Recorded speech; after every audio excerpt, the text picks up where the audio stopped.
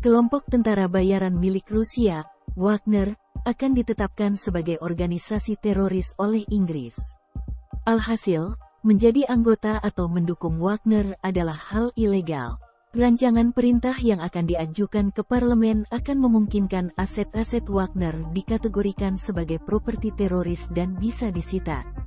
Menteri Dalam Negeri, Mendagri, Inggris, Suella Braverman, mengatakan bahwa organisasi tersebut adalah alat kekerasan di bawah pimpinan Vladimir Putin. Suella Braverman melanjutkan bahwa pekerjaan Wagner di Ukraina dan Afrika merupakan ancaman terhadap keamanan global. Aktivitas destabilisasi yang dilakukan Wagner hanya akan terus mendukung tujuan politik Kremlin, katanya dikutip dari BBC.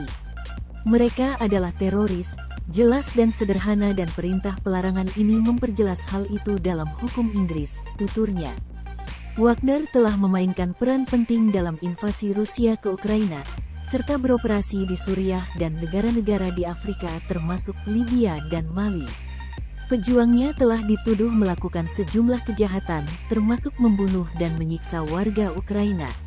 Pada tahun 2020, Amerika Serikat, AS, mengatakan tentara Wagner telah menanam ranjau darat di sekitar ibu kota Libya, Tripoli.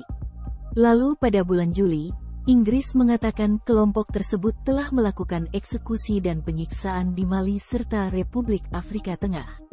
Oleh sebab itu, Wagner akan ditambahkan ke dalam daftar bersama dengan nama organisasi terlarang lainnya di Inggris seperti Hamas dan Boko Haram. Undang-Undang Terorisme tahun 2000 memberi wewenang kepada Kementerian Dalam Negeri Inggris untuk melarang sebuah organisasi jika mereka yakin organisasi tersebut terlibat dalam terorisme. Itu berarti tindakan mendukung kelompok tersebut merupakan pelanggaran pidana. Tindakan tersebut termasuk mengatur pertemuan yang bertujuan untuk memajukan kegiatan organisasi, dan menyatakan dukungan terhadap tujuan kelompok tersebut atau mengibarkan bendera atau logonya. Melanggar aturan tersebut dapat mengakibatkan hukuman 14 tahun penjara atau denda hingga 5.000 pound sterling, 96,1 juta rupiah. Sementara itu, saat ini Wagner berada dalam kondisi lemah akibat pemberontakan yang gagal pada bulan Juni terhadap Rusia, serta kematian pemimpinnya, Yevgeny Prigozhin, baru-baru ini dalam kecelakaan pesawat, jelas BBC.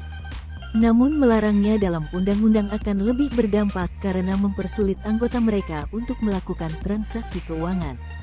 Hal ini juga akan memberikan dasar hukum bagi warga Ukraina dan negara lain untuk menuntut Wagner atas potensi kompensasi bernilai miliaran pound sterling melalui pengadilan Inggris.